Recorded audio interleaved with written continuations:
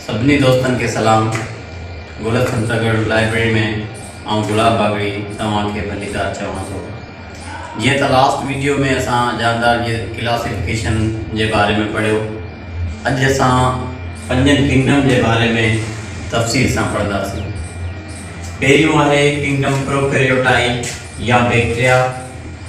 ही फ़क़त हिकिड़े कलीअ वारा या यूनिसेल्युलर ऑर्गेनिज्म जानदार आहिनि जिन जे सेल के ॿाहिरां सेल वॉल या हिकिड़ो तह चढ़ियल हूंदो आहे, पर उन्हनि जे सेल में प्रॉपर न्यूक्लियस या मुनासिब मरकज़ न हूंदो आहे। ही बैक्टीरिया असांखे मिट्टीअ जे हिकु भरियल चमचे में तक़रीबन 1 करोड़ खन रहनि था या मिलन था। उनके अलावा बैक्टीरिया हवा, पानी में रहनि था। बैक्टीरिया जा केतरा ही किस्म आहिनि जिन मां के बैक्टीरिया बीमारियूं फैलाईंदा आहिनि, जीअं दस्त, मुदे जो बुखार, टीबी वगैरह। पर के वरी दवाऊं, दही, पनीर वगैरह ठाहिण जे या तैयार करण जे कम ईंदा आहिनि। बे नंबर ते किंगडम आहे प्रोटॉक्टिस्टा या अलजी। अलजी घणे क़दर हिकु सेल वारा हूंदा आहिनि। इन्हनि जे सेल जे ॿाहिरां सेल वॉल हूंदी आहे, पर इन्हनि जो प्रॉपर न्यूक्लियस भी हूंदो आहे, मुनासिब उन्हनि जो मरकज़ पिणु हूंदो आहे।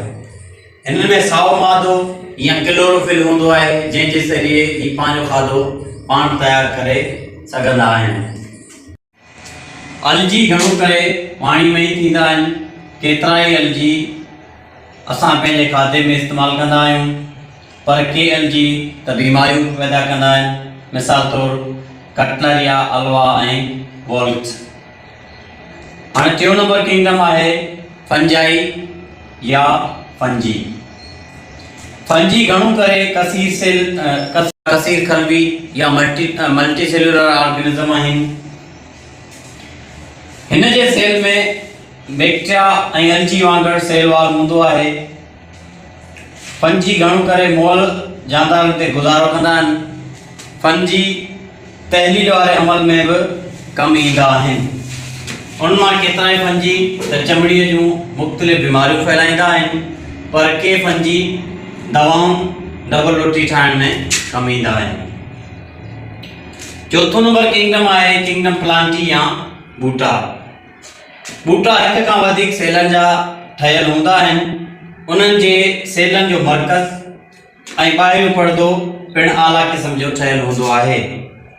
बूटनि में साए रंग जो मादो हूंदो आहे, जंहिंजे ज़रिए हू पंहिंजो खाधो रोशनाई तरतीब वारे अमल के ज़रिए तैयार करे सघंदा आहिनि।